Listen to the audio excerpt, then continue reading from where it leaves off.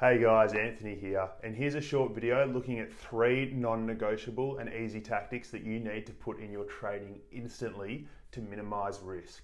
Now, a lot of people say that investing is too hard and too risky, and I'd be lying if I said there wasn't any risk involved, because there absolutely is. However, there are ways to minimize your risk so you can reduce your losses and let your profits run, which at the end of the day is what we all want, right? Every single investor needs to follow the tips I'm about to lay out in this video. So what is risk management?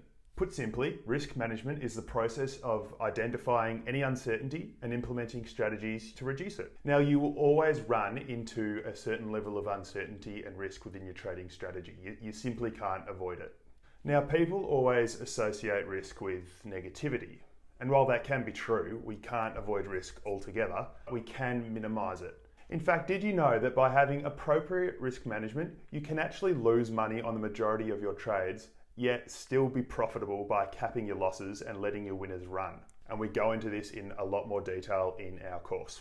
Now, how much volatility should an investor accept? Now, it's worth considering things like your age, your lifestyle, your financial position. All of those and more line up to your risk appetite. I.e., if you're in your 30s, you're married, you've got kids on the way, you've got a mortgage, you're likely going to have a lower risk tolerance than someone in their early 20s with no financial commitments in the foreseeable future. So with all of that, what can you actually do to minimize risk? Firstly, make sure both platforms you trade stocks and cryptos off have conditional orders.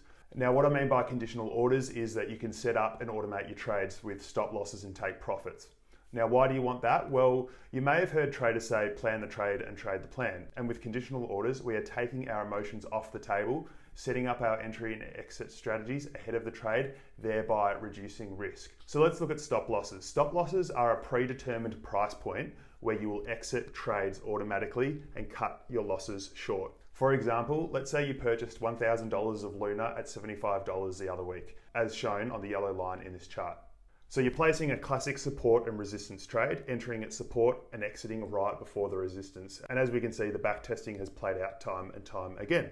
However, to protect ourselves in the event that the trade doesn't work out, we set up a stop loss at the red line of $70. This means that if we enter the trade at $75 and the price goes down to $70, we will automatically sell our position.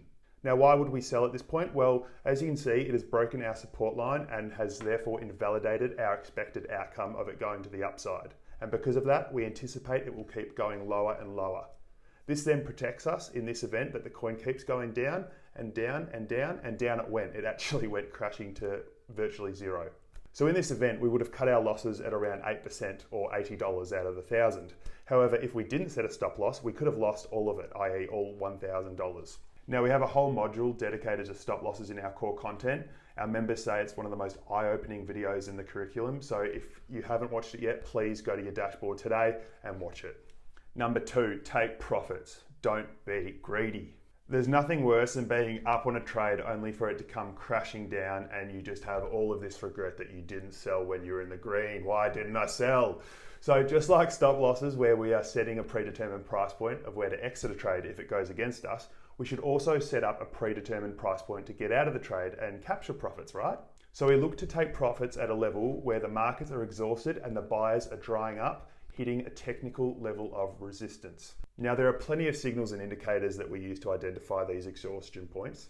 Alternatively, you can increase your stop loss just above your purchase price or just under the current market price, say 5 or 10%, so you can let your profits run and get stopped out if it does pull back for some reason, ensuring you're still capturing some form of profit. For example, if your asset falls by 10% at any time, you could trigger an automatic sell. So looking at Tesla here, if we entered at $650 at support, we could have started taking profits at $894, as that was the previous all-time high of the stock. And there obviously with that is a possibility of a pullback if it does get to that level again. So at that level, we could have taken out all of our profits and been really happy with a 40% return, or we could have taken out our initial investment and just let our profits run, or we could have even started scaling out and taking profits at all of these green levels shown. And going back to what I said at the start of this point about being greedy, if we didn't take our profits, we would have actually ended up back where we started at around $650 and missed out on all of those gains as the price did pull back significantly.